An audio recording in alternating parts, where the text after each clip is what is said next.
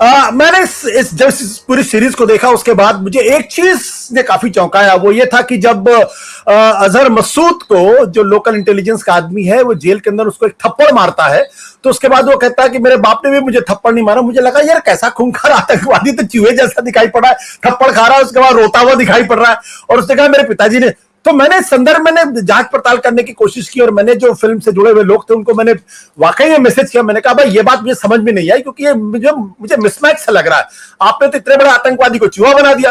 तो उनकी तरफ से जवाब आया कि वाकई में ऐसा हुआ था, और मैंने कुछ भी एक भी चीज अलग से जोड़ने की कोशिश नहीं की। और उनका एग्जैक्ट वर्ड था, यह आतंकवादी बहुत लद्दड़ था, और यह आतंकवाद की जो फिजिकल एक्सरसाइज थी सब बुरी तरीके से फेल हो गया था। लेकिन चूंकि यह बोलता बहुत अच्छा था, भाषण बहुत अच्छा देता था, इसलिए यह बढ़ता चला गया, और यहां से निकलने के बाद बड़ा आतंकवादी हो। यशोवर्धन आजाद साहब, मैं देख रहा हूं कि वो इस पूरे मसले पर आपको क्या आपने देखी कि नहीं देखी? पहले तो मैं आपसे यही सवाल कर लेता हूं, अगर आपने देखी तो आपकी राय क्या है, और जो सवाल हम खड़े करें उस पर आपका क्या कहना है?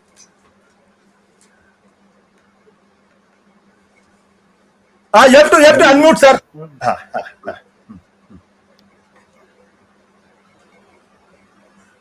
मेरी आवाज आ रही है? हाँ बिल्कुल साफ आ रही है।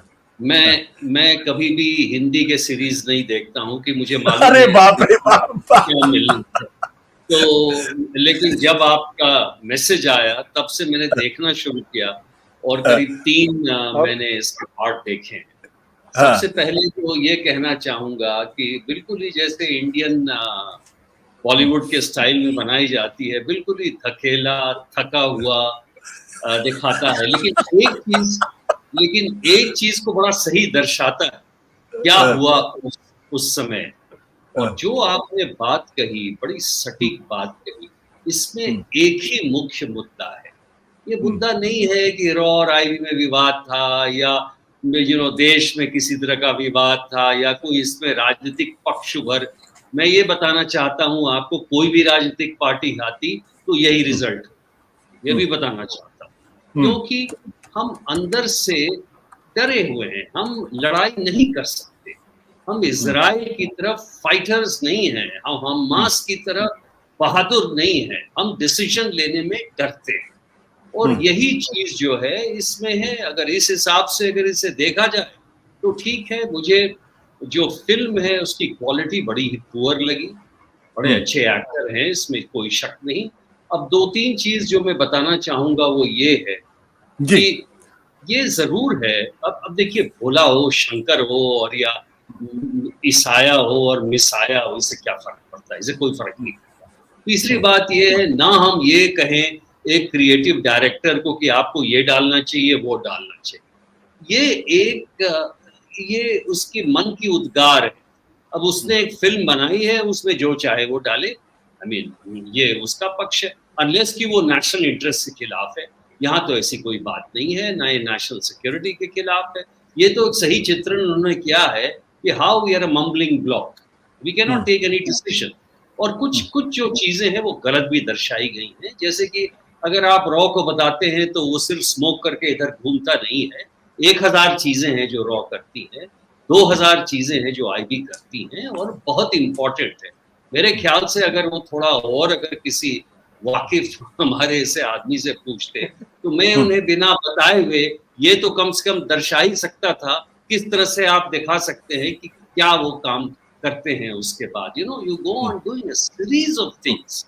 बट एनीवे, बहरहाल वो जो भी है, मैं 2 चीज अंत में जरूर कहना चाहूंगा। एक तो ये कि IC-814 हमारी एक हार है, कसरत की हार। और ये बात सही है कि वाजपेयी जी से अच्छा स्टेट्समैन कोई नहीं था, इसमें कोई शक नहीं। और वो पब्लिक प्रेशर में आए, और भी कोई प्रधानमंत्री आ सकता था, ये भी मैं मानता हूँ।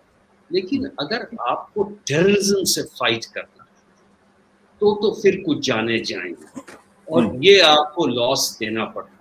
और मैं समझता हूँ एक और चीज बड़ी इंपॉर्टेंट है आशुतोष इसमें, कि क्राइसिस मैनेजमेंट कमेटी जो बनी है, और मैं आशा करता हूँ युवा जो करण वर्मा है यहाँ, जो कि सारी चीजों को परखते हैं और समझते हैं कि आज बदलाव होना आवश्यक है इस क्राइसिस मैनेजमेंट कमेटी। बड़े बड़े नाम, principal secretary, cabinet secretary, home secretary, ये जो बोझा लगता है सर पे, उसके बजाय जो क्राइसिस मैनेजमेंट कमेटी के chief director general national security guard होने चाहिए, जो कि एंटी टेररिज्म को देखते हैं, और उनके अंडर में जो आर्मी यूनिट काम करती है, major general, he should be at the chief of the operations. और उस मीटिंग में फिर आपको स्पेशल पैरास जो आपके आर्मी के हैं और उसके बाद बाकी जो यूनिट्स हैं उनको लेना चाहिए, और फिर ये प्रपोजल इंडोर्स करें प्राइम मिनिस्टर को कि आपको ये एक्शन लेना है या नहीं, ये हमारा प्लान। तो मैं आशा करता था कि कुछ ऐसी चीजें दिखाई जाएंगी, प्लेन में कितने आदमी हैं, क्या पोजीशन है उनका, क्या रिलेटिव एरिया है, कहाँ से हम एंटर कर सकते हैं, दुबई में हम क्या कर सकते हैं, वो सब कुछ नहीं, ये गाना बजाना। और तो मैं तो I am quite disappointed, I am going to be disappointed too. मैं पूरा देखूंगा आज रात जी जी से जो आपने बताया, सो थॉरली डिसअपॉइंटेड।